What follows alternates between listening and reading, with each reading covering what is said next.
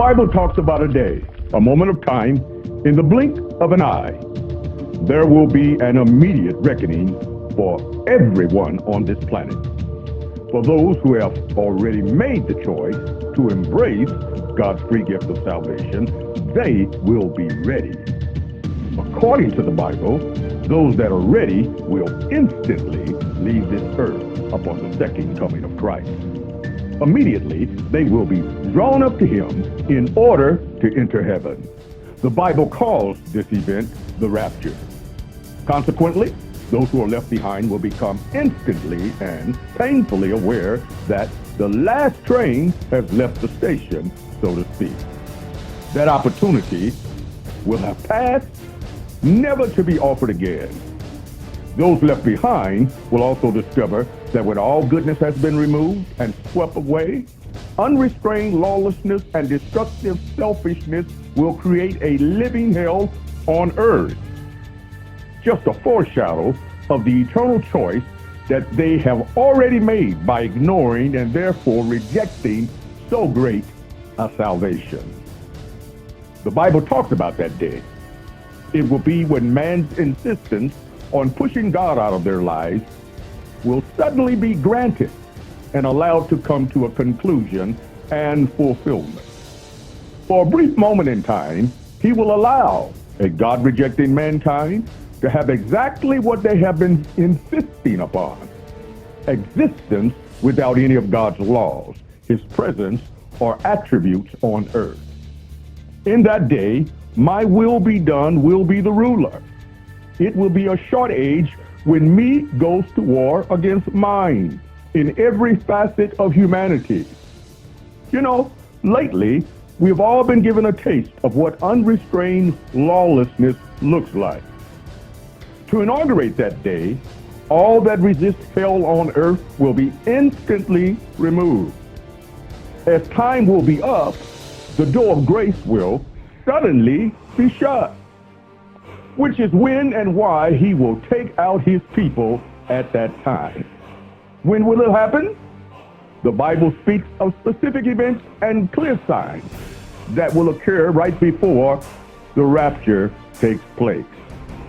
Beyond all mathematical probability, many of these last day predicted events have already happened, and some we are seeing them happen right before our eyes. All of this literally means that we are all standing right at the door, right before it will be shut, never to be opened again. So where does all of this leave you? Well, to begin with, I believe that in a very real sense, this is a personal message to you. From the same God that said that he desires that no man should perish, that also includes you as well. It's from the same God who paid the highest price ever paid, just to ensure that you can have eternal assurance of salvation. Why have I sent you something like this? Is it to freak you out? To manipulate you with fear? Hardly. It's just the opposite. You see, it would be cruel if there were not an answer, but there is. And since there is an answer, how selfish would I be if I just kept this truth to myself for fear of rejection? The reason why I went through all of this trouble putting this together for you is simply because I deeply care about you enough to remind you that even with the rapture right upon us, the door of hope is still open for you. There is yet a small window of time. But please also keep in mind that not choosing is still a choice. But for now, you do still have a choice. Really, the bottom line for me is the fact that I can't stand the thought of you not realizing the hope of salvation. I'm asking that you please consider once and for all making your peace with God. You can be assured of your eternal salvation. A sincere prayer, accepting God's solution through Jesus, is all it takes. If you feel that you could use some help with that, well, I'm here for you.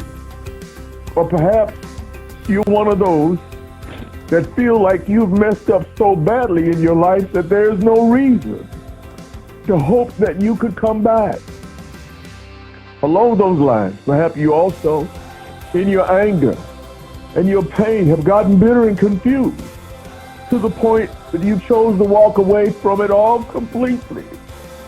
But consequently, if you're left feeling that way, it's not too late for you. I speak from experience when I say nothing you have done is greater than God's love and forgiveness for you. Just come back home.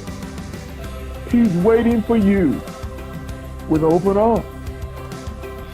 Well, the time of the rapture is right upon us. Figuratively speaking, of course. The last train